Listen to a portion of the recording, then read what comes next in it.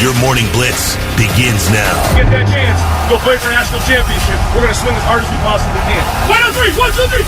On the Blitz. Well, good morning. Morning. Yo. Wednesday, September 11th. It is 9/11. It is. And Dave Grohl. We'll get to that later. Oh, boy. I don't know that anybody had quite the day that Dave Grohl had yesterday. I don't know. I can't wait to talk about that later. That'll be interesting. But it's anyway. going to be wild. You guys, okay, so I had, you know how you have those nights when you cannot fall asleep? Sure. And the longer time goes on, the more anxiety is like building on top. So I'm laying in bed, right? I go to bed normal time. I'm watching my TV show, 7:30, okay. So close. By 10 p.m., I was so filled with anxiety, I had to get out of bed. And my husband was downstairs watching the debate, so I'm like, let me just go down there and lay on the couch. I'll watch some of the debate and try to fall asleep. Within 1 minute, I kid you not, I was so much more stressed watching the debate that I was like, I gotta like abandon ship here. It went right back upstairs and tossed and turned for I don't know how long. You guys, I probably got 2 hours of sleep last night. I went to the Clippers game and then came back and started watching the debate. And for some reason, I watched it all. And you did? I don't know why. Hey. Because I just sat there going, this is why I hate watching these things. Oh, yeah. It's stressful. I mean, it was everything I expected it to be, though. Yeah. Like, I was not surprised. Yeah. Like, it went exactly the way I thought it would go. Yep. Everything that, the demeanor, like all that. And the only reason I stayed up is I wanted to see if there was any handshaking done for anybody last night, and it was not. Like, when it ended, they just walked their separate ways. They did shake hands in the beginning. They did in the beginning, but there was no, Yeah. At the end. And at the end, they went their separate ways. Don't they usually, acknowledge the moderators when they're done? Oh, you know what? I don't know. I don't either, but neither one of them did that either. That's why I wasn't sure if that was a real thing or if I was just imagining that. I think in the beginning they're overly thankful to the moderators for hosting them, but it was very odd too with nobody being in there. Yeah, like the first debate is kind of quiet, no clapping. Yeah, it was literally just Lindsay and David Muir and both of them on stage, and it was just kind of weird looking. Yeah. So, anyway. Yeah. Well, all three of us were like, no, we're not watching. I watched a minute. You watched the whole thing. Thick? None. You followed through with your promise. I was asleep before it started. I was so tired. Oh. Well, I'm going to watch it today. See, why wouldn't you just watch the Cliff Notes today? Because I don't get the real story from the Cliff Notes. Whatever media is delivering the Cliff Notes is going to deliver them with their angle. I want to hear everything. Okay. That's a fair point. Because that's what people do. They see the headlines and that must be, and then everything, whatever they read was true to them. Yeah, but the only thing, everybody fact checks now. Like, how do we know the fact checkers are accurate? Yeah. Who's fact checking the fact checkers? That's what I mean. You know what I mean? Exactly. Like, I don't know that. Like, everybody, you can go and you can see where it's been fact checked, but how do you know who the source you're looking at for your fact checking is an accurate source? Well, I mean, there are numerous so-called, middle-of-the-road fact-checking websites. You look at Snopes, which is probably the biggest one, and they're usually right. And they don't play politics. They'll fact-check anything. They don't care. Also, it's a matter of numbers when you're talking the economy and inflation and all that. So you can fact-check that. Yes, right. Yeah. The only thing I learned is I feel really sorry for the people of Springfield, Ohio that have pets because apparently... You guys, listen, I've got a whole thing on this coming up at 7 o'clock that we're going in depth on this bad boy. Seriously. That's one thing I'm interested because you live sort of close. Yeah. Yeah. I never heard of this. Guys, this is wild. Yeah. It's just wild. That's the one thing that I did take out of it. I was like, well, damn. And has that been fact-checked? Yeah, absolutely has been fact-checked. It has, really? Okay. As much as it can be. Yeah. Okay. Like, that was the one thing that I was like, man, that poor beagle owner. Like, who knew? But, yeah, anyway. Why did you calm say down there, beagle? buddy. My Calm poor down. buddy. It was the first thing that came to mind as I was looking at you, and I knew you had a beagle. Don't take Moses for a walk in Springfield. Yeah, or that neighbor over there with you. You know, that guy. Yeah, he's not safe either. No, not at all. Anyway, What the heck, man? Oh, we have so many good things coming up. Dave Grohl, Springfield. It's all amazing. Good morning, Blitz Trivia. What do you got? $25 to waterbeds and stuff. To the first person who can text in the correct answer at 99700. This rock star just admitted that he fathered a child outside of his marriage. First one to tell us at Could you- 99700. Could We'll you get make the it gift any card. easier? This unprecedented race for president brings us to the rules of tonight's debate. A series of questions in either category, or special category. If they get it right, they get a... And if they get a wrong answer, they get a...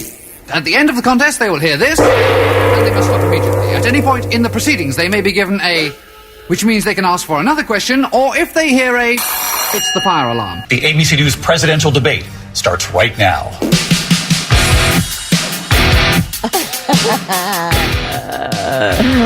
Oh, Monty Python. Very good. Monty Python is priceless. Morning Blitz Trivia, Yeah. which Lewis and I ruined this morning. Oh, you guys. We did. Well, I mean, In fact, Thick and I had to work out an issue between us during the break, and we love each other so much it worked out in like 2 seconds. to be fair, you could have asked, "Hey, what's the typical color of a penguin?" And it was about the same as level of difficulty on this bad boy. Well, yeah, thanks to you. Actually, no, because Ronnie broke this yesterday afternoon. you had to know. You know, you guys, you talked about the name, but you didn't say what it was, so you kind of had to know what he did. The question was, what rock star just admitted he fathered a child outside his marriage? And you heard his name mentioned a couple of times already. It was Dave Grohl. You're welcome. You're welcome. I did. There's things that I like to see when this kind of thing happens, and typically it is the vitriol that comes along with, circumstances like this, and to see what people said. We thought there were still good people in the world. Apparently not.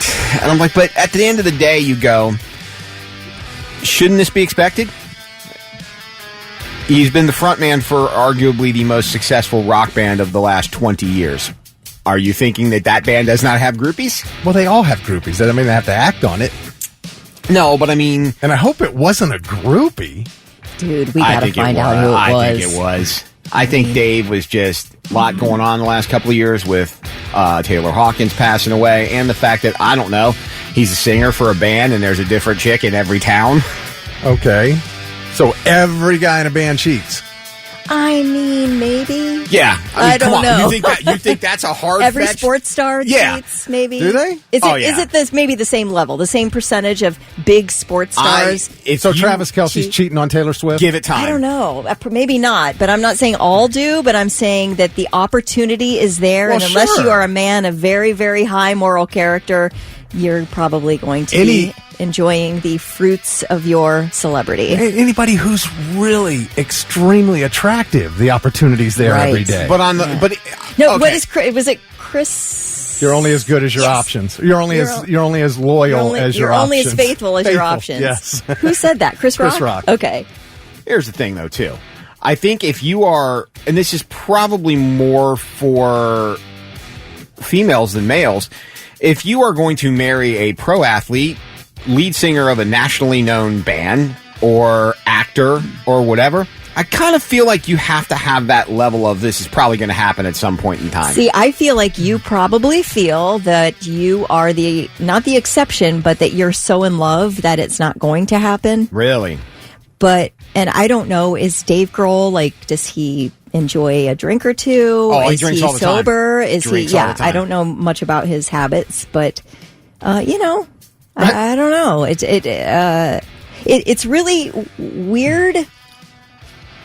It's really weird that this happened, and all of a sudden he's like, yeah, I have a new kid, not with my wife. What's weird is as I read the story, the words in the sentence, Dave Grohl wandered outside the boundaries of his marriage 9 months ago, and he did it raw.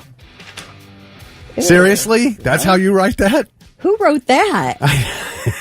Well, it says it's from People Magazine. I don't know if that's a direct quote from the article, but that's what it says on the sheet. We had some Gen Zers writing People Magazine articles now. I mean, raw dog and life, Kelly. That's right. There is Dave Grohl. I give him the credit for at least admitting it, and I'm sure there was probably a paternity test was done, and there was some things that went in place to make sure that he was in fact the father, and then whatever discussion was had. Guaranteed the story was coming out. It was coming out. He got wind of it and decided to get ahead of it. His quote was, he posted this on Instagram, "I've recently become the father of a new baby daughter born outside of my marriage. I plan to be a loving and supportive parent to her. I love my wife and my children, and I am doing everything I can to regain their trust and earn their forgiveness. We're grateful for your consideration toward all the children involved as we move forward together." Well, it's not new news to the wife. She's probably known about this for a while. Right. Right? So she's You would think. Digested it and is dealing with the repercussions. But I'm not sure how do you stay with someone? She will. You know why? Because Dave Grohl's walking around worth about $250 million, and they've been married for a long time. 2003. Okay, so over 10 years, which in California, in California, that's a 50-50 split. He's got 125 million reasons to try to work this out. Well, do they have a prenup? It doesn't. And I don't know what the prenup rule is, but I know in California it's a community property. It's just a 50-50 split. Oh. That's a standard California divorce. Well, he and his wife, Jordan, have been married since 2003. They have 3 daughters, 18-year-old Violet, 15-year-old Harper, and 10-year-old Ophelia. And Violet deactivated her Instagram right after he made the announcement. Well, what was that conversation like with your daughters? He does a lot with Violet. Like, they're tight. Yeah.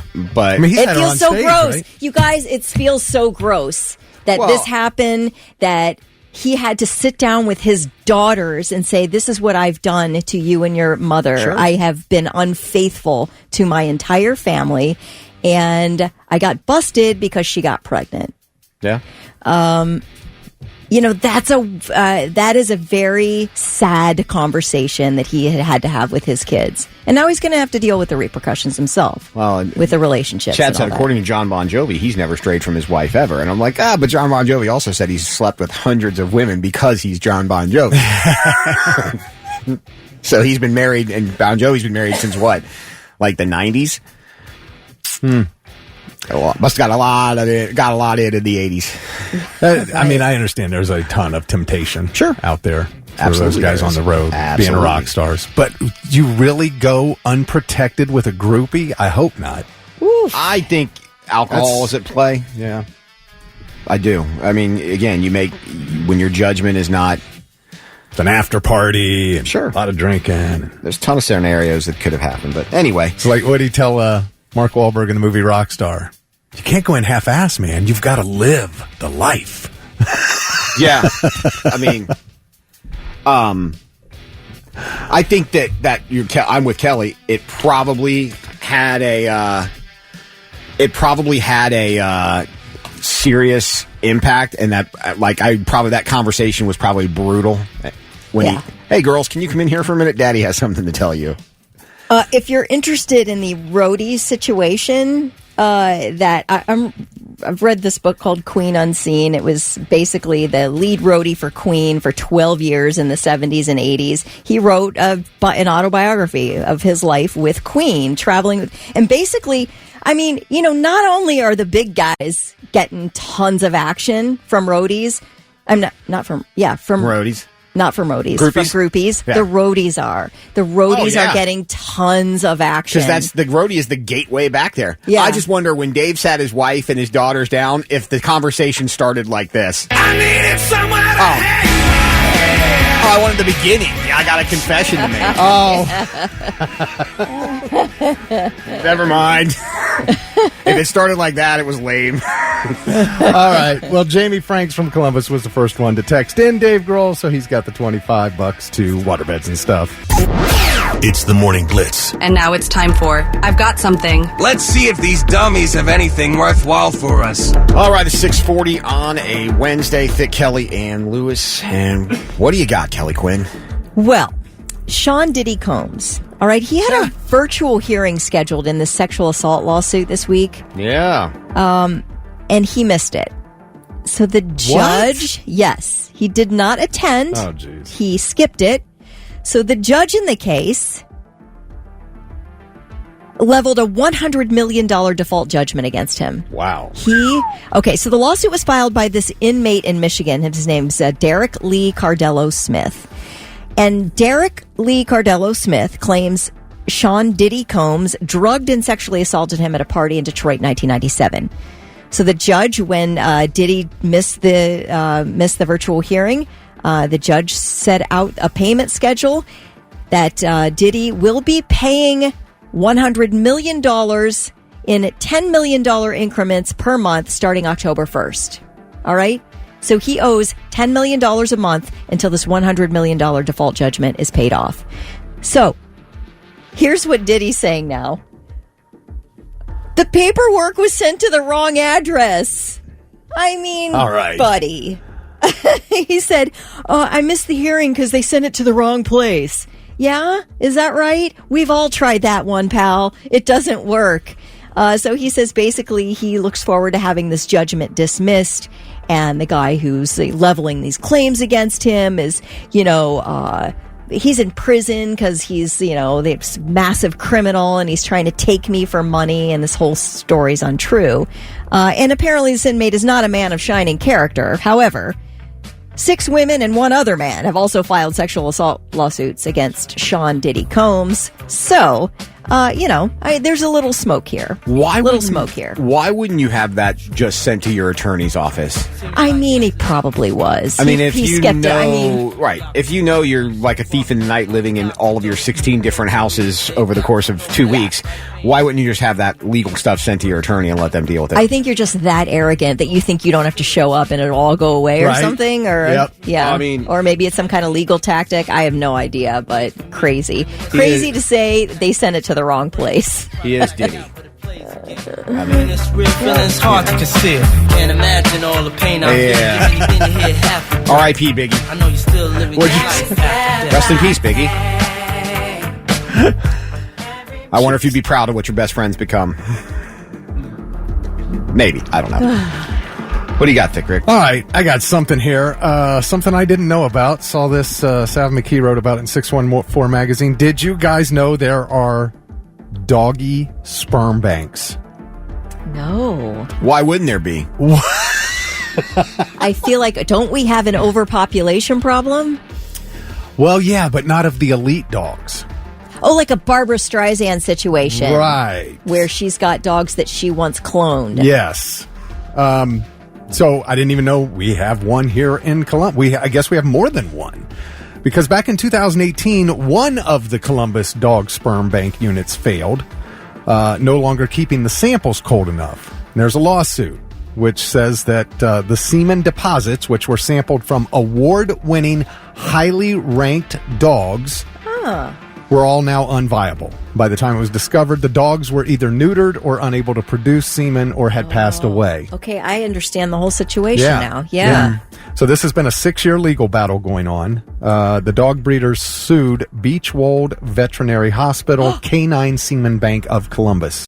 Whoa. Yeah. I used to take my dog to Beechwold. To Beechwold, really? Yep. Sperm bank owners, Dr. Mark McCloskey and Not Eric... for sperm samples. Go ahead. The sperm bank owners, Dr. Mark McCloskey and Eric Weisberger, over the... They sued them over the lost semen collections, any money they lost from potential litters that could have been bred from those samples, and the Franklin County jury awarded the breeders over $2.3 million in the damages they were seeking this month. Wow. I just didn't know there were dog sperm banks for like elite breeds of dogs. I kind of feel like I still don't want to know that. That's one side hustle I'd never do. I would never open my own sperm bank, because I would not want a bunch of young me's running around someplace. I was going to say, that sounds like something you'd be right up your alley. Nor would I ever open up a clinic where at the whole thing, having trouble getting pregnant, come see me and I'll get you pregnant. We'll do it the old-fashioned way, because the last person I would want to impregnate would be the first person that knocks on the door. I'm here to get pregnant. We're closed. Somebody 9 months ago told that to Dave Grohl. I got something, and Walmart's taking heat over this. They've introduced a Thruples costume this year. What? S'mores. Wait, graham cracker, marshmallow, and chocolate? Yeah, it is It is specifically for thruples, for the people who, if you're a thruple and you're going to a Halloween party and you need but a couple's costume won't do, go with a thruple. That's great. I don't know why they're taking heat for this, because I think if you just have two friends, it's a great costume for three people. Yeah. You don't have to be in a sexual relationship with the other two people. You know what I mean? That's too... But they're calling it a thruple. It's a thruples costume. Okay. It's a s'mores costume for couples. It's like the Sonic Temple when we saw Luigi, Mario, and Princess Peach. Yeah. It's a thruple costume. How It's about great. Snap, Crackle, and Pop? Right. So, I don't know why they're taking heat over it, other than I do, because it's 2024 America, and if you can bitch about something, you will find a way to do it. Well, if that, lifestyle's taboo to somebody, they're gonna bitch about it. Yeah, but they're upset, whereas I don't think necessarily it's a horrible... Can you be in just a friend thruple?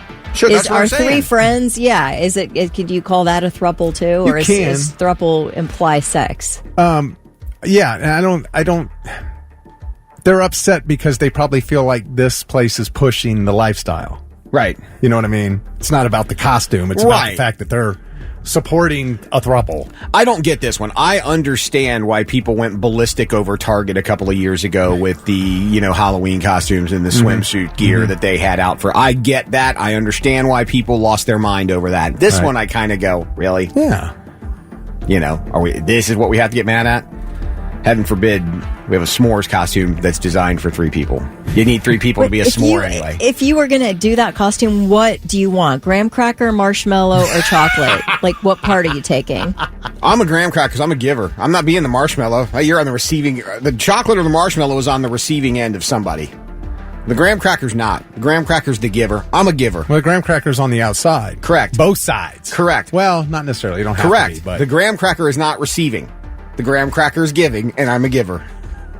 I don't know. Everything's piled on top of the graham cracker. No, everything's piled between the graham cracker. Okay.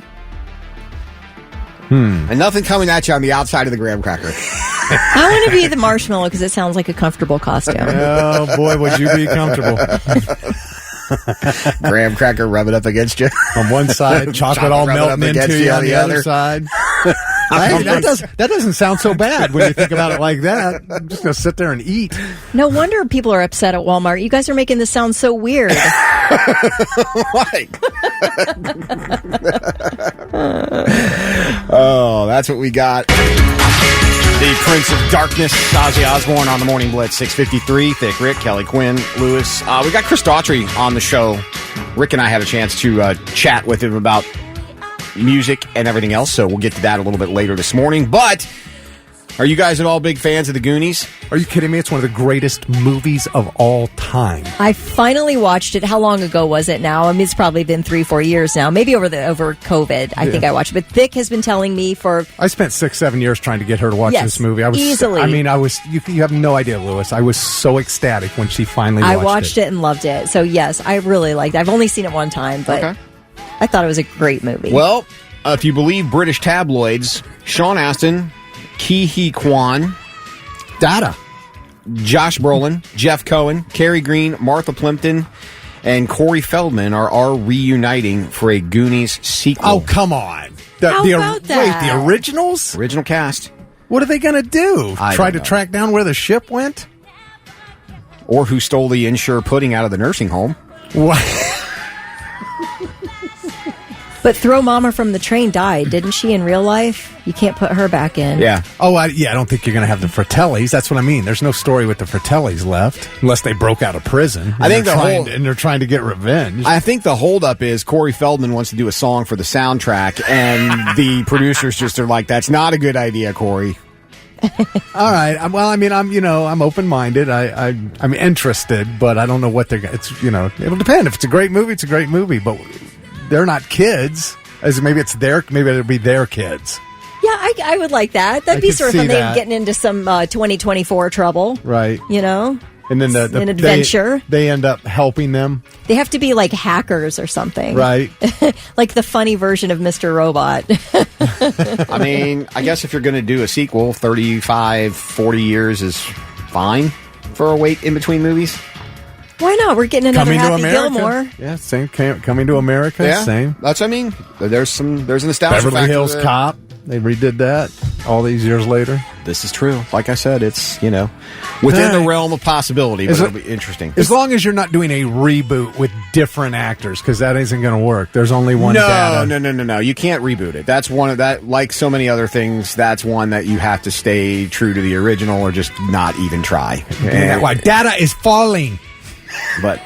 And he's done a lot of stuff recently. He was in Loki season 2. Is that your throat that just gurgled? It was. Was it really? Yes, it was. I didn't even hear it.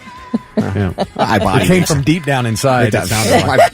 It's probably my dark soul. And now, the 3 things you need to know before you go. Vice President Kamala Harris and former President Donald Trump faced off in a heated debate last night, sparring about inflation, immigration, Israel, January 6th, and abortion. One does not have to abandon their faith or deeply held beliefs to agree. The government, and Donald Trump certainly, should not be telling a woman what to do with her body.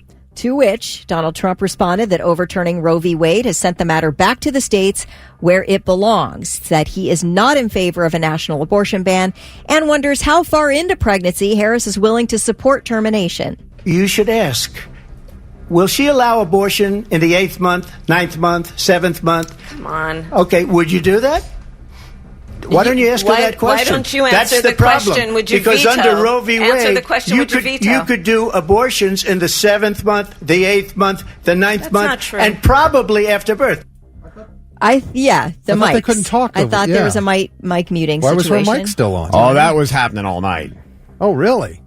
So the two, and this is just a little tiny clip of what what went on during the debate. But the two did trade jabs and repeatedly accused each other of lying. Both ended the debate claiming victory. And Kamala Harris and her campaign did ask for a second debate, to which Donald Trump has not committed. Now, are immigrants in Springfield, Ohio, eating people's pets? Because Donald Trump and his running mate J.D. Vance have made that claim before, and Trump said it again during the debate. In Springfield, they're eating the dogs, the people that came in. They're eating the cats. They're eating the pets of the people that live there. And this is what's happening in our country. Okay, so according to officials in Springfield, they have received no credible reports of Haitian immigrants eating people's dogs or cats or grabbing ducks and geese out of the park for food. And an interesting thing in the dispatch, a man who took a picture that's being circulated as proof of this pet eating. This picture shows a man carrying a dead goose. Okay. And people are reposting it saying, see, this is what's happening in Springfield. But this guy told the dispatch, I took that picture in Columbus on Cleveland Avenue. I shared it on Reddit because I thought it was so odd. And people took that picture and then said, no, this was in Springfield. He's like, nah, that was on Cleveland Avenue in Columbus. Anyway, what is legitimately happening in Springfield, Ohio with the Haitian immigrant population? According to the city manager of Springfield, over the past several years, an estimated 15,000 Haitians have settled in Springfield legally, thanks to a federal program for temporary protected status, because we know Haiti is an absolute wreck. It's dangerous. So they have been, these Haitians have been able to immigrate legally to the United States, and many have gone to Springfield. There's already a Haitian community there, and they have gone to be with family and friends, etc. The city manager says Springfield is experiencing a significant housing crisis with the boom in population here. The healthcare system is overtaxed, and apparently there is an issue of driver safety. Governor DeWine says this is the first time many immigrants have had access to a car, so they are not experienced drivers. People being really upset that last year a Haitian immigrant was behind the wheel of a vehicle that caused a school bus crash that killed an 11-year-old boy. So people got really freaking heated over that. Obviously, it's a horrible tragedy, but apparently maybe sort of taking it out on the community there. And, there's a situation in Springfield, and they need support there. The city of Springfield needs support. Governor DeWine is now promising resources for health care and road safety. And hopefully, because it's gotten the spotlight now, Springfield can see some improvements in housing, etc. And those are your 3 things. Nebraska, Alexandria on the morning blitz, 7-11 thick, Kelly and Lewis. Sunny in the upper 80s today. Another nice day in central Ohio if you're playing along at home. Florida or not? That's the question this morning. Traffic cameras. We've all seen them, right? Anybody ever been hit by a traffic camera? And I mean hit with a ticket. For not hit by it falling on you. Like you ever get nailed by one? I would have dodged it. When they send your picture to you in the mail. Exactly. As you're blowing driving through the light. Yeah. You ever got this? My stepdad used to get nailed by him all the time. Wasn't me. Dude, that's you. Wow. Wasn't me. Wow. Okay. No, never have. Me neither. Well, 67-year-old Thomas Kierans was stealing speed cameras. They charged him with taking 4 of them from 3 different locations. They think he's responsible for stealing dozens of them throughout the city. Speed cameras are red light cameras and can issue tickets to drivers who drive recklessly. They've been controversial because they've issued citations to drivers who weren't actually speeding. That happened to me. Baltimore has about 160 cameras because that's where this is from. Oh, Baltimore. I was going to say New York. Jason Rowe got it right. He's like, I think I read a letter about a guy like this a while back. And yes, Jason, you are correct. Baltimore, Maryland is where this happened. Remember when they took out all the red light cameras here? Because they're like, no, you have to have an actual police officer there as well. And they're like, well, we can't do that. So. They're not sure what the motive is in this guy yet. They actually have footage of the thief wearing a hard hat, getting out of a van and using a grinder to cut the locks and remove it. Like, he put some effort into this. Yes. Wow. Yeah. A van registered to him, Thomas, did get hit with a citation from one of these cameras, but that was back in August. Police believe these thefts began in July. And they did say that there's a camera that snapped Thomas' van and it was not stolen. Okay, can I tell you, you said he was wearing a hard hat. He's dressed the part, so nobody's questioning it.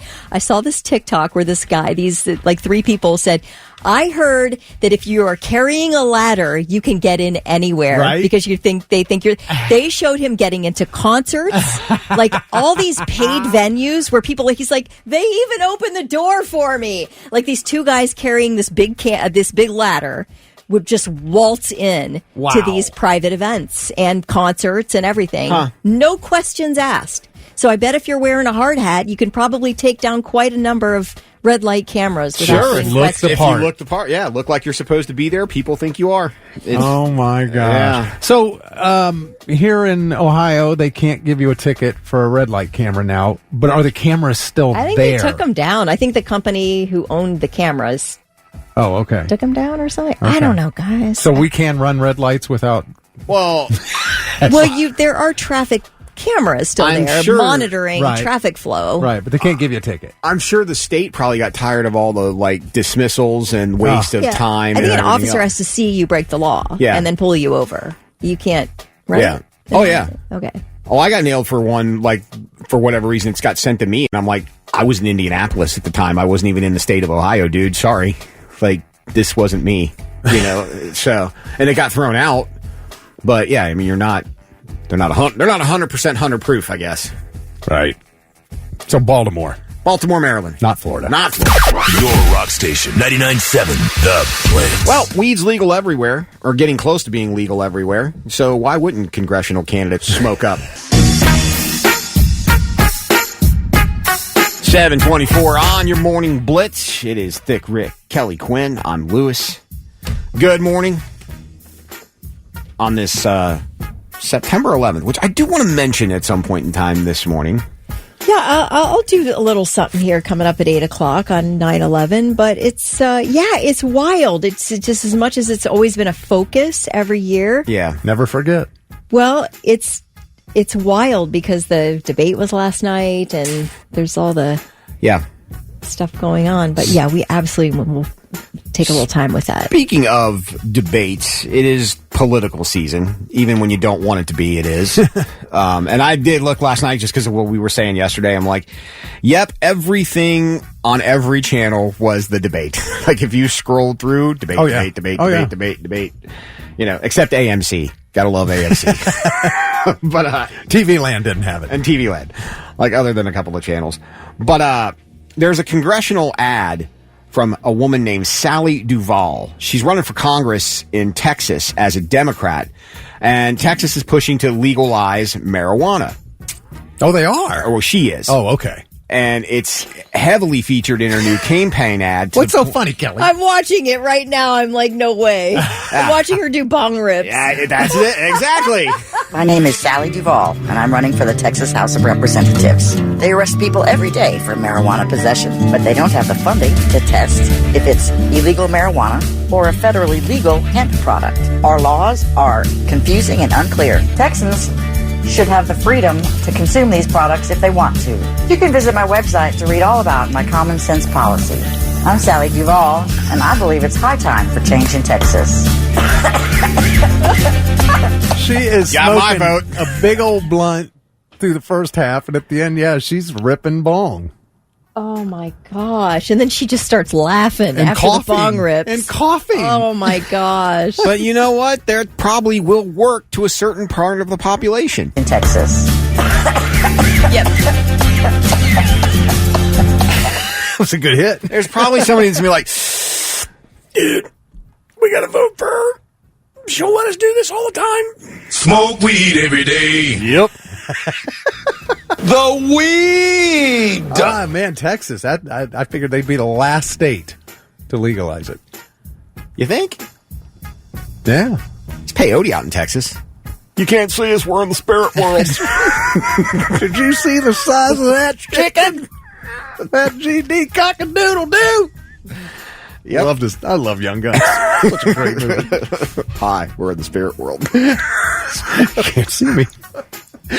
Anyway, I think that it's kind of a smart, if you're targeting young people, like, that's kind of smart. Like, you got to give her credit for being, you know what I mean? But also, she's like a middle, like she's got to be in her 50s, Yeah. right? Is that what we're thinking? Yep. Like, wouldn't the young people think like, oh, well, if Granny's doing it, then I'm not interested anymore. You know, once it gets like once all the social medias hit the middle-aged women, it's sure. like, oh, forget it. That's tried done. drugs. I've tried drugs. It's spent. There's probably somebody out there going, that woman is someone's mother or grandmother and setting a terrible example to People the youth. smoking weed. Right. So you'll get it. Sally Duvall's doing bong rips. I think I might go sober or something. Maybe the kids. Well, what was it during the pandemic? It was wine with the wine. Maybe. Yeah. Oh yeah, bong rips with Sally. Yeah. Maybe We need a better maybe slogan than that, but maybe the governor should come out with a big, when he does his next press conference, just have a big blunt in his hand. Hey, you want to get high, man? This how this dude got wooden balls, man?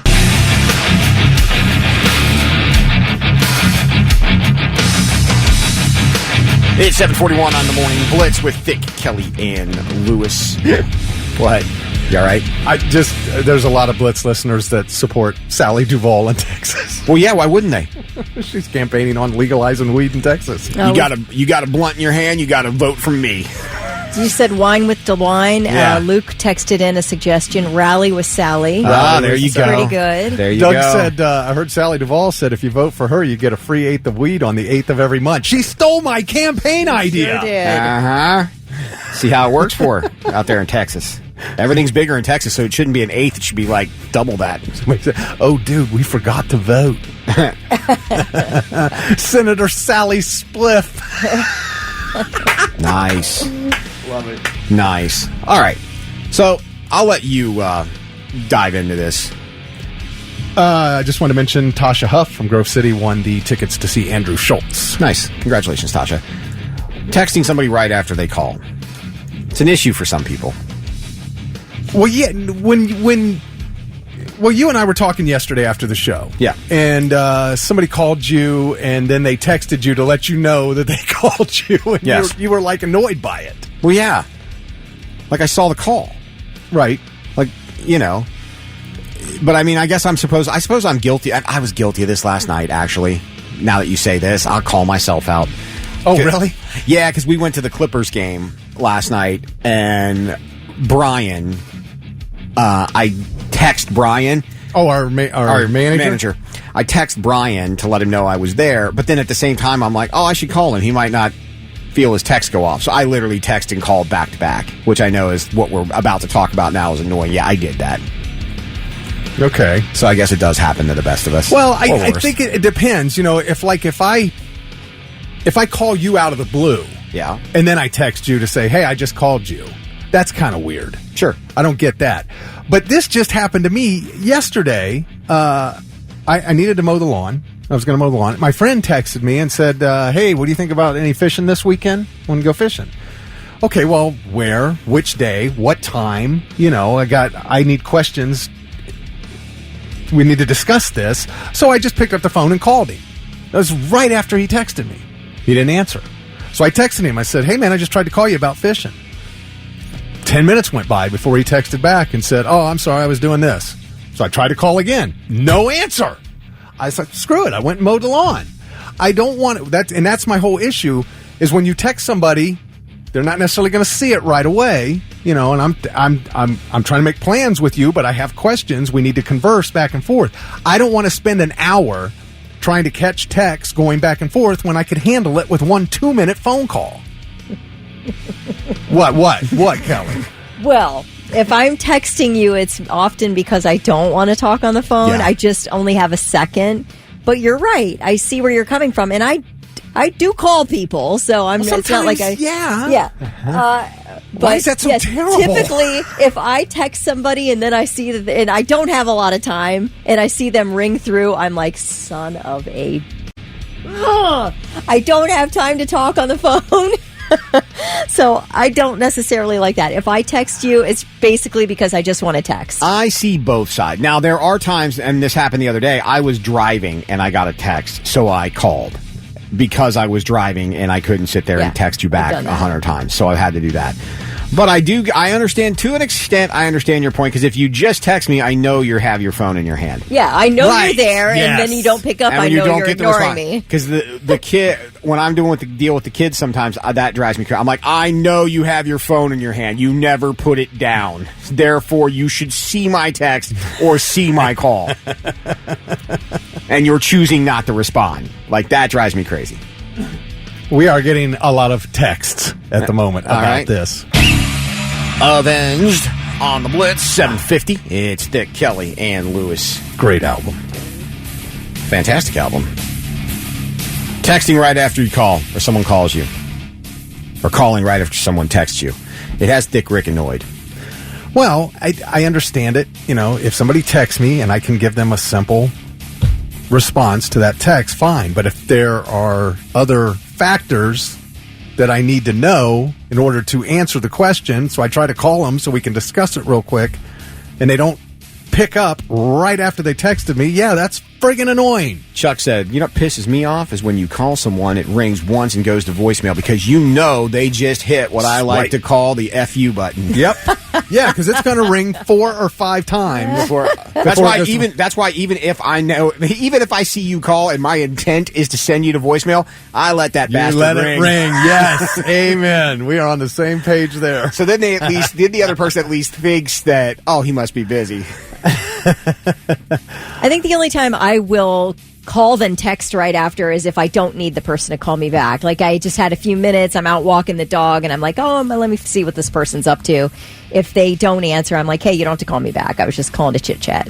I will do that quick text after a phone call. All right. Steve says, I don't answer phone calls from unknown numbers, and I keep my voicemail box full on purpose. Oh, gosh, that is such a good idea. It's either important enough for you to call back or you'll text me. Yeah. So now that I will do if somebody calls and I don't recognize the number and then they call right back again, sometimes I will answer that. Mm-hmm. Just because I'm like, okay, something's an emergency. See, I answer a lot of numbers that I don't want to answer. Just because I know a ton of people that live out of state, and I know I work with like people that live out of state, so I never know who's calling me. You know, especially if it's like a New York number or like an East Coast number. I'm like, oh, okay, this is probably somebody that I know. And then you get the, hey, are you aware that the warranty on your car is about to expire? Oh, jeez, I know. Now, sometimes I will answer the phone and answer it with, hey, what's up? I only got a minute. What's going on? Oh, that's good. You're setting the parameters right off. Right off the bat. Oh, I like that. Yeah, I'm trying to think if you've ever done that to me. I don't think you have. No. I think you always call me back when you've got time. Yeah. Because you know I'm going to want to be chitty-chatty. Right. I see Thick call and I have this mental conversation with myself. What? Do I really... what kind of excuse can I come up with in the next 12 seconds? No way. I'm kidding. Yeah, and what I said is, I don't want to spend an hour trying to text back and forth to complete a conversation when I can take care of it in a 2-minute phone call. And Rachel Ray said, "Amen, Rick. I feel ya." JD Marie said, "I hate when I'm trying to talk to my sister." And she's like, "Why can't you just text me?" It's because I don't want to carry on a full conversation through text. Right. I do understand that. That can be annoying sometimes. Steve says, if you start every phone call with "my battery's about to die," you can hang up whenever you want. Oh, my gosh. You can hang up mid-sentence. Dude, that is genius. What do you want? Working on 3% here. That is genius. All right, Jay says, "I swear to God, yesterday, exact same thing. Call on my son and my daughter. Nobody answers me on Messenger. And by the time I got home, I was so pissed. I told them, you guys, you got that phone in your hand 24 hours a day and you don't see me calling?" That's the kids. Yeah, that's the kids. It does feel personal, honestly, and because I have nieces and nephews I love, and there are a couple who are horrible at texting back. But it's not just texting me back. They're horrible at texting everybody, but I take it so personally. Like, it took you 48 hours to get back with me? Like, come on. Come on. So I do. It hurts my feelings, even though I know it's not just me. Yeah. Don't hurt your auntie's feelings, people. Text your old people back. Right? They're going to die soon. No, I think I do understand the need to, you can accomplish a quick conversation more than you can a long text that has to go back and forth. I do understand that. But I also understand where if you're trying to do other things, it's easier for me to be doing something, put my phone down, do something, and then pick it up every couple of minutes and look at a text than it is to just sit there and try to do something else while I'm having a conversation. All right, well, listen, if somebody texts you, or if you text somebody and then they call you right back and you're too busy to talk, then at least send them a text right back and say, "I can't talk right now. Let's talk at this time." At least have the courtesy to do that. Be courteous is what you're saying. Yeah, is that fair? No, it's 2024 America. We don't do courteous anymore. And now, all right, I'm listening. 3 things you need to know before you go.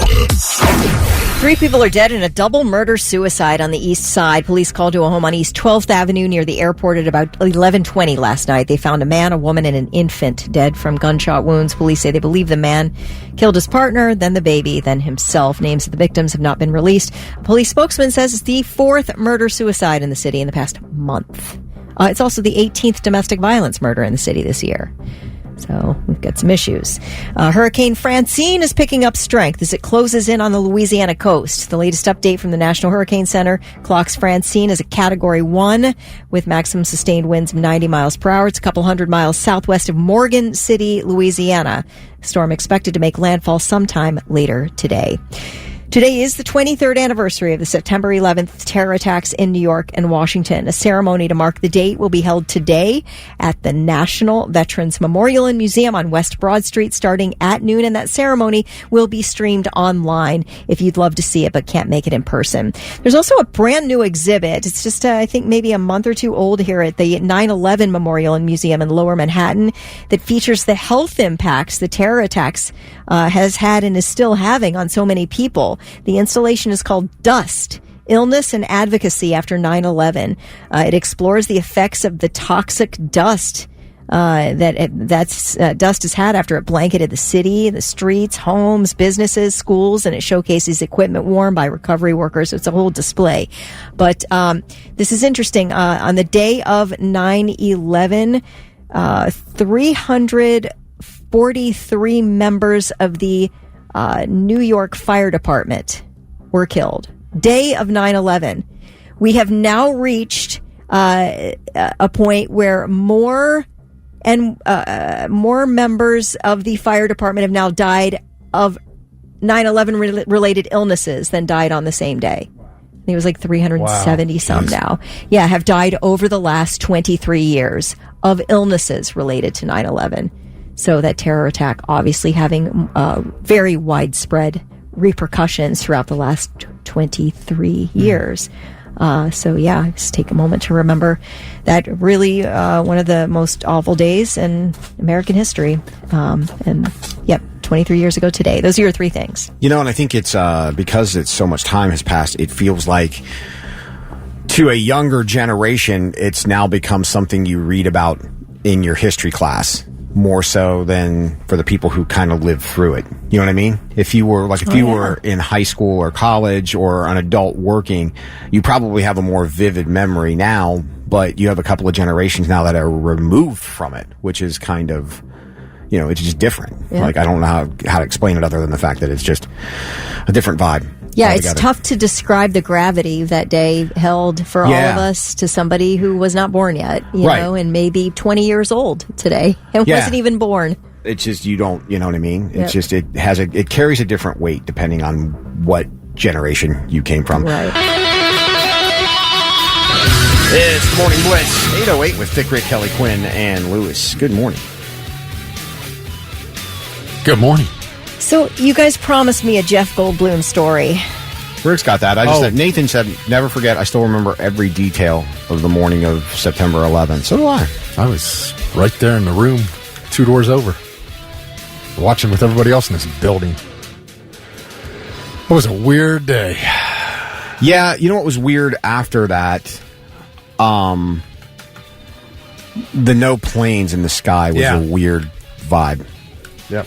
Well, another unsettling thing was not knowing, because the whole rest of the day there was word that there were still planes in the air, and we did not know if they were headed to cause more death and destruction. You didn't know the whole rest of the morning, at least.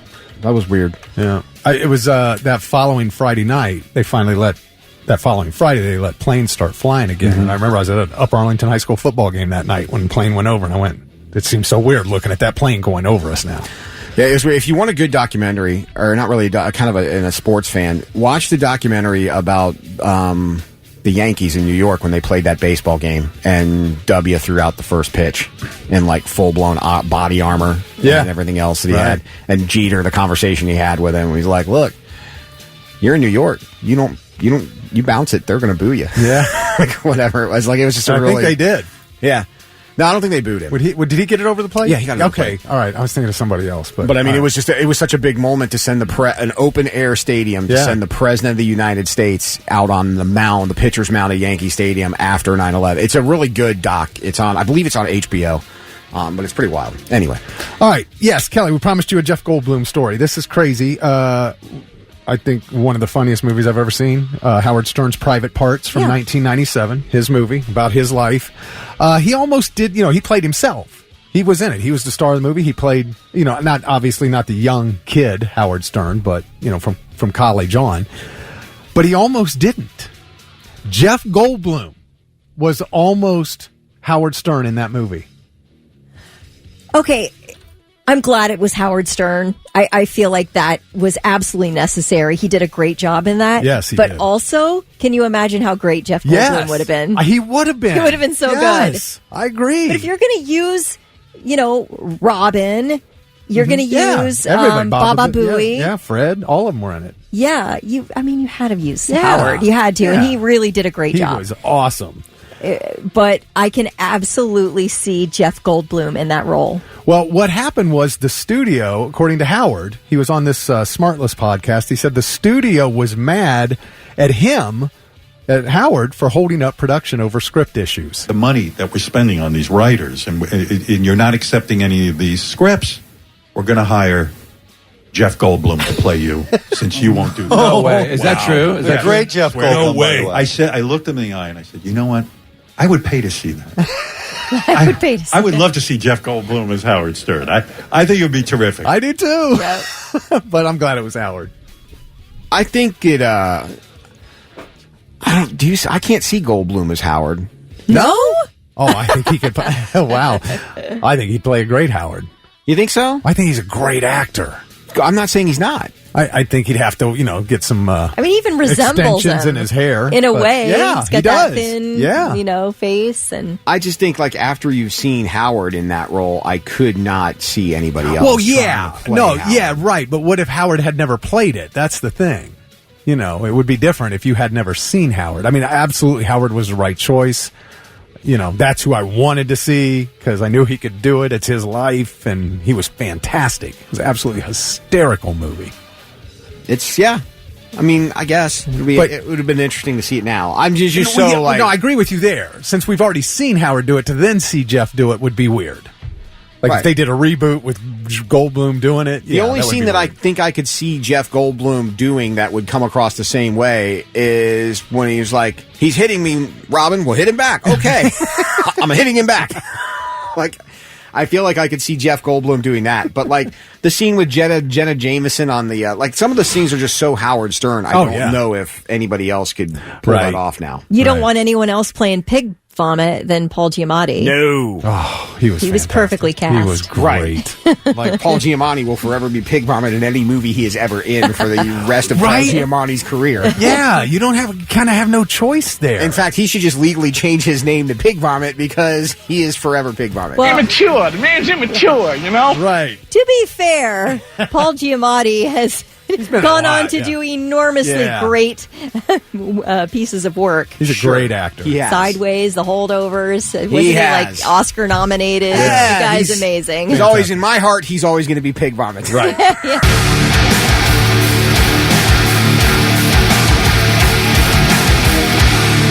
Disturbed on the Morning Blitz, 826 with Thick Rick, Kelly Quinn, and Lewis on the 23rd anniversary of 9/11.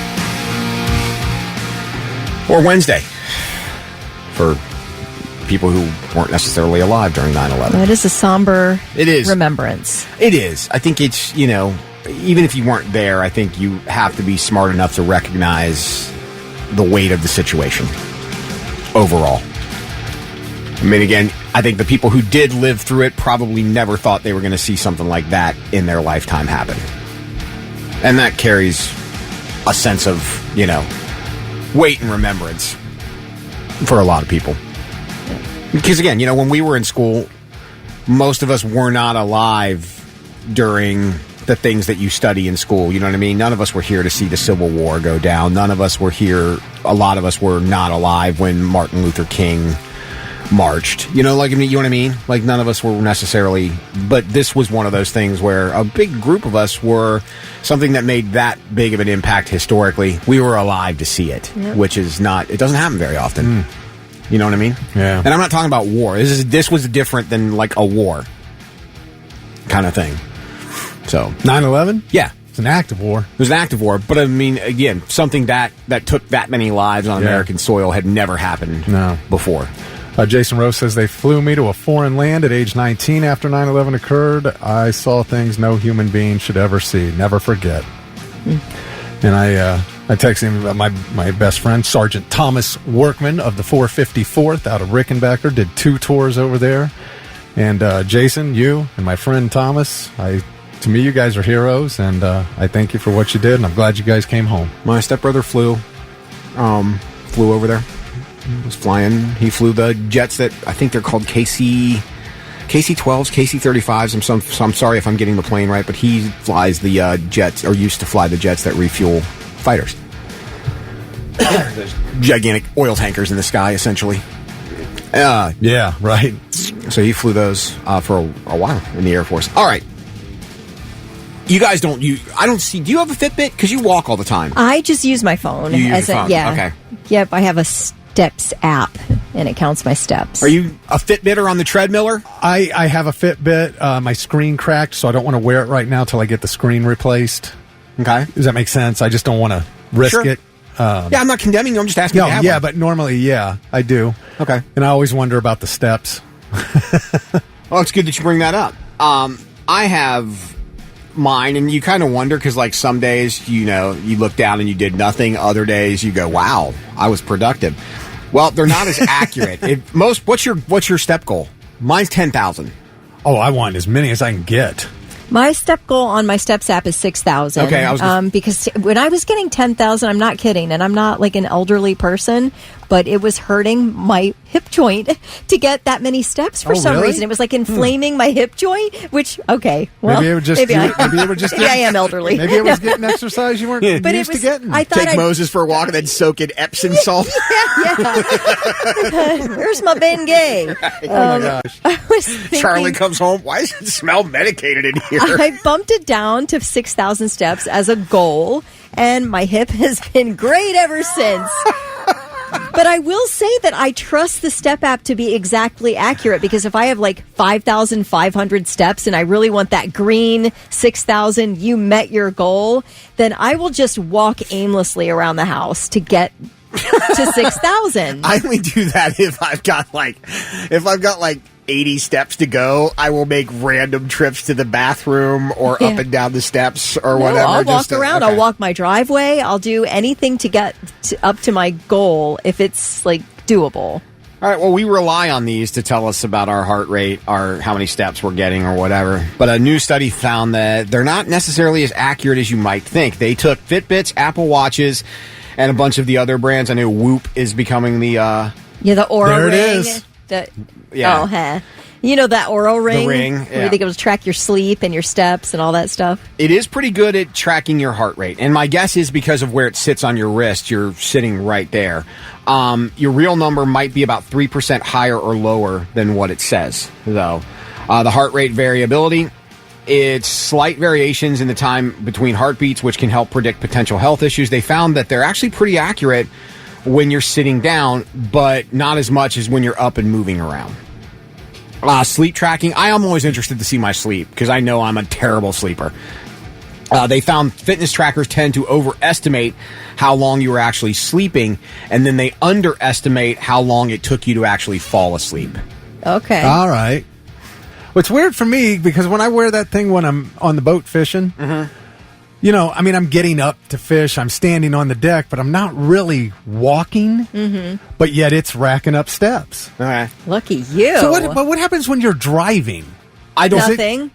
No, mine does, because I have a manual transmission, so when I'm driving, it doesn't do it in the Jeep for whatever reason, but if I drive the Roadster, my Fitbit thinks I'm swimming because of my foot movement on the clutch. Let me tell you that whatever you're driving in, when shifting. I've talked to you on your way home, that you must be racking up steps, because that thing, it sounds like I'm talking, I'm like, hey, Lewis will call and I'll be like, hey, and he'll go, like that's basically what I'm hearing with like a little tiny Lewis voice in the background. What is that? So I feel like the vibration. Vibration must be racking you up some serious steps. It very well might. Calories wise, it's not great at burning your calories. Some underestimate your calorie burn by about 20%. Others overestimate by 14%. And steps, it's not actually awful, but you're really, if you're anywhere when it says 10,000, you could be as low as 9 or as high as 11 on the average. That's not too bad. It's close enough, I guess. Nope, close. And I guess that's all you can hope for. By the way, Kelly Casey says gold bond and insure for the win. Bush, come down on the Morning Blitz, 842. Thick Rick, Kelly, Quinn, Lewis. Congratulations to AJ. He knew that Bush was the song to listen to if you wanted tickets to see Dirty Honey, and he is the winner. Enjoy the show. Yeah, it'll be a good one. You ready to jump in? Ready to jump in. All right, Blitz Therapy brought to you by Tri-State Men's Health. Dudes, if you are suffering from ED or low T, get yourself checked out. Tri-State Men's Health, 6 locations, Cincy, Dayton, then 2 right here in Columbus, Hilliard, and in Westerville. Call them 800-900-9654 or tristatemenshealth.com. Who wants to read Devin's note? Kelly told me she really wanted to. Oh, okay. Absolutely. I'll do it. All right. This is from Devin. He says the school, it's a here, I'm assuming. The school year's just begun. And the school my second grade son attends already has me annoyed. They sent a letter home to parents telling us that if we're planning a birthday celebration during the year, that we should invite all the kids in the class. Or if it's a girl, invite all the girls. And for boys, all the boys. Who do they think they are? My child isn't friends with all the kids, which would just make it awkward, and I can't afford a party for 20 or more kids anyway. I would like to hear opinions on whether I should respond to the school or just ignore it. Thanks, Devin. So you don't want to be all-inclusive. Got it. That's what the school's trying to do, evidently. I don't think... I get the spirit of it. I really get the spirit of why the school would communicate this, but I wouldn't respond to the school. I'd just ignore it. They're overstepping. I feel like you're overstepping here. Yeah, they can't tell you what to do here, but I think you know the reason for this communication. Sure. I think you don't necessarily have to invite all the kids in the class, but I think the kids you do invite, if it's a birthday party, you need to keep quiet about it. Yeah, don't pass out the invites at school. Well, Rick clearly disagrees. Well, I mean, be quiet about it. Yeah, just have some compassion for the kids who aren't invited. That's all they're asking here. So you are not friends with everybody in the friggin' school. So we can't talk about the party. Okay, we're talking about second graders. Thank you. All right, we're talking about people. Let's just say just to make it easy, there are 20 kids in the class. I'm sure there are a lot more than that. Say 20 kids in a second grade class. Your first, you're making friends, et cetera, and so forth. And if you waltz in and invite 15 of the 20 kids, that in front of the other 5 kids who aren't invited, that's mean. That's absolutely mean. You should be doing this off school hours. Yes. Call them personally or whatever. But I also think if you're going to invite most of the class, just invite the whole class. Right. Well, otherwise, just invite 3 or 4 kids, and then that's your right. That's what I'm saying. You don't want to, isolate the kids. Well, you're talking about going into class and do it. If my kid's in second grade, I mean, we're talking about a 7-year-old here. Yeah. Right? Yeah. I'm not saying my kid to invite. I'm calling these parents myself and saying, hey, we'd like Billy to come to Johnny's birthday party. Yeah, good plan. I like that. That's fine. But I mean, the kids are going to talk at school. They're going to say, hey, man, that was great. We did this or whatever. And somebody might hear them. I can't do anything about that. Yeah. And if you were my kid's friend, you would have been invited anyway. Well, but I mean, but you just don't want to nobody wants it rubbed in their face that they didn't go someplace where everybody else did. Yeah, I think it's just a matter of compassion, handling your little kid's party with decorum. Yeah, that's the thing. I agree. Like, why should you be required to host a party for 25 kids? You shouldn't, and they can't require that. But I would say if you're inviting most of the kids in the class, then invite everybody. Suck it up and invite them all. Otherwise, just do a small little party. Devin, I understand why you're annoyed. What do you think, Blitz Nation? Good morning, Blitz. It is 8:50 with Thick Rick, Kelly Quinn, and Lewis in the middle of some Blitz therapy for Devin, who school sent an letter or an email, said if you're going to have a birthday party, make sure you invite all the kids in the class. Second grade. Devin has an issue with this. I get it. We asked you, Blitz Nation, what should Devin do? Well, Kevin says, I'm not making my kid invite people they don't like to their party. Parents need to quit coddling their babies and let them know they aren't going to be a part of everything that they want to be. And did either of you, like me, ever hear these words? The world does not revolve around you. Every day. Every day. That's right, parents. You need to start telling your kids that again. The world does not revolve around you. You will get invited to some things, maybe less than other kids. You may not be the most popular kid, but you're not going to get invited to everything. All I ask is that you envision your own 7-year-old kid looking at you with these wide eyes of just absolute betrayal when their friends are invited somewhere and they're not invited. That is just such a difficult thing to deal with as a kid. Now, I'm not saying difficult things happen. Kids need to learn how to deal with Builds character. But if you can save your kid one moment of pain, like, wouldn't you? Well, what kind of pain is he going to have when he goes to this party where they don't want him there? Well, I mean, really? At 7 years old, I don't know. We're playing like that? Yeah, kids are cruel. I mean, I guess.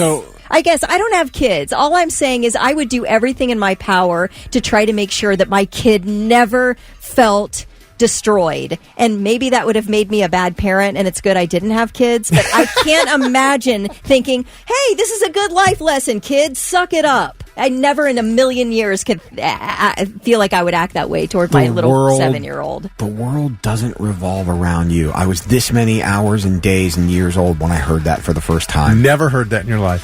Wow. Are you kidding me? Hell, at home, I hear that every 5 minutes. Oh, okay. To this day.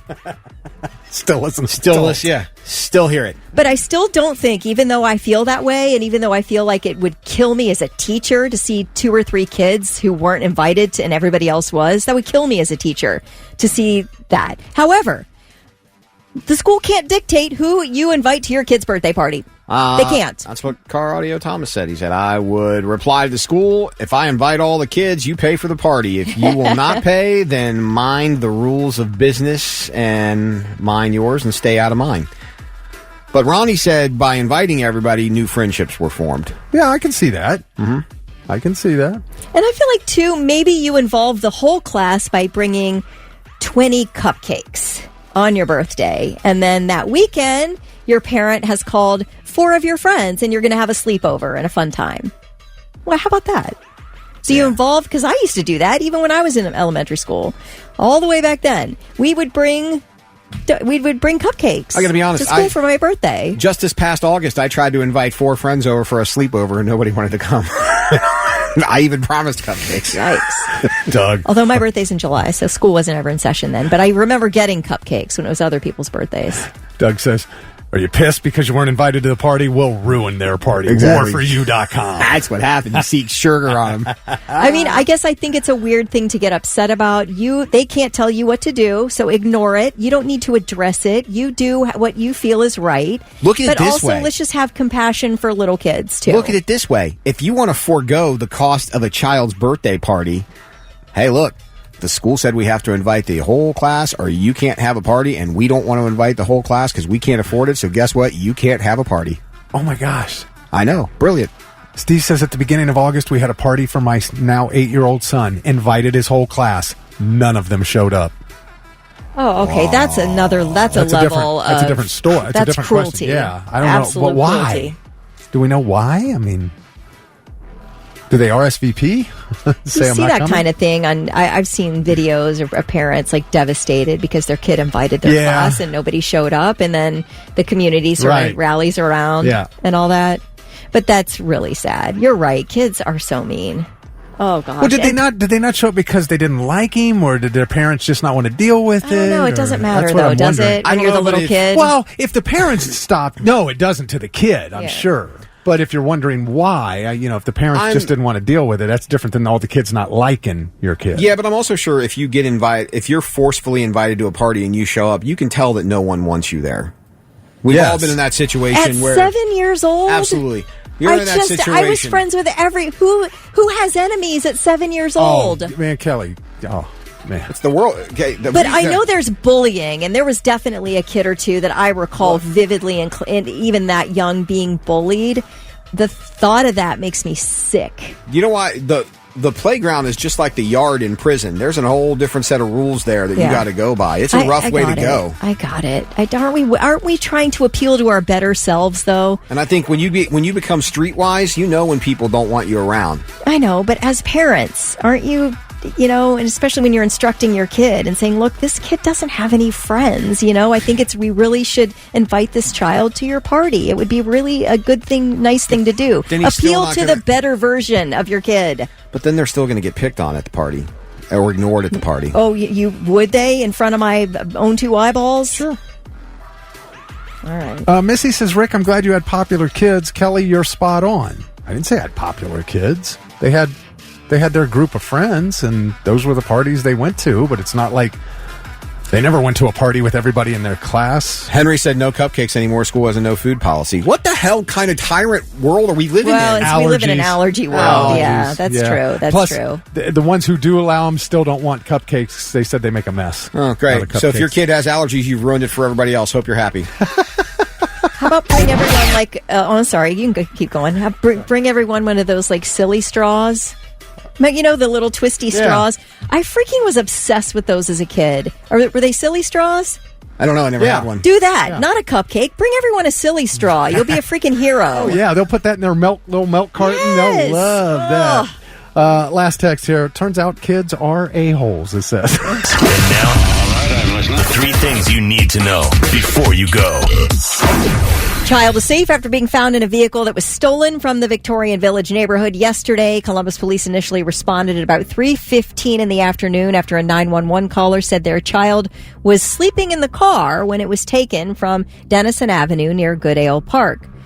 Officers located the vehicle, abandoned about an hour later at the Mount Carmel College of Nursing in Franklinton. The 5-year-old was still in the car and was unharmed. No arrests have been reported so far. A new diet pill might be able to reduce body weight by 13% after only 3 months. I mean, this is wild. The European Association for the Study of Diabetes announced its findings yesterday on a new daily weight loss pill from Novo Nordisk, the maker of Wegovy. So this would not be a shot, but it would be a pill. And early trials show the rate of weight loss appears to be much more rapid than what's reported from other drugs, including the semaglutide shots. So, we're just getting better and better at being able to pop a pill and lose some weight. I love it. Listen, I'm lazy, man. Like the least amount of work from my end possible. Please. I know, but you need some cardio. Yeah. Your heart disease is such a terrible thing. I mean, let me live my life. Let me live my life. That's just it. You're not going to. The Happy Gilmore sequel is starting to film in New Jersey. Adam Sandler, of course, recently announced the news of the sequel, and now, according to a memo from the Fiddler's Elbow Country Club in Bedminster, most of the movie's scenes will be shot at that club. I was curious to know where the original Happy Gilmore was filmed. Most of it was filmed in British Columbia, or all of it was filmed in British Columbia. Oh, is that right? Yeah, they had several locations, one of them being Happy Land, of course. Step right up, folks. See if you can outdrive the amazing golf ball whacker guy. So they filmed the original one at Swanisat Bay Resort and Country Club and an abandoned Vancouver hospital, I'm sure, where Ben Stiller said, how about I give you a cup of hot cup of shut the hell up? What is that? It's, can I get a warm glass of milk? You can get a warm glass of shut the hell up. Yeah. You're in my world now, Grandma. You shut up or I will shut you up. If I saw myself in clothes like those, I'd have to kick my own ass. Right. Yeah. Blue jacket, green jacket, who gives a... Anyway, so it is currently filming at the Fiddler's Elbow Country Club in Bedminster, and very much so looking forward to seeing this sequel. I don't care how bad it is. I'm going to love it, guaranteed, and those are your 3 things. You're in big trouble, though, pal. I eat pieces of like you for breakfast. You eat pieces of for breakfast? No. No. No, you don't. I just may eat some hay. Just stay out of my way, or you'll pay. Listen to what I say. How about I just go eat some hay? I can make things out of clay and lay by the bay. I just may. What do you say? That's one of the funniest things in that entire movie. That right there. Oh. I can't believe I'm about to say this, but that movie may be funnier than Tommy Boy, or at least as funny. Ooh. Don't you think? It's up there. It's up there. It's definitely up there. Yeah. Price 2 is favorites wrong, for sure. Bitch. Yeah. The price is wrong, bitch. You suck, you jackass. Quick, go get a Sizzler now. Hopefully it's good. And even if it's not, like Kelly said, we'll watch anyway. Yeah. Hopefully enjoy.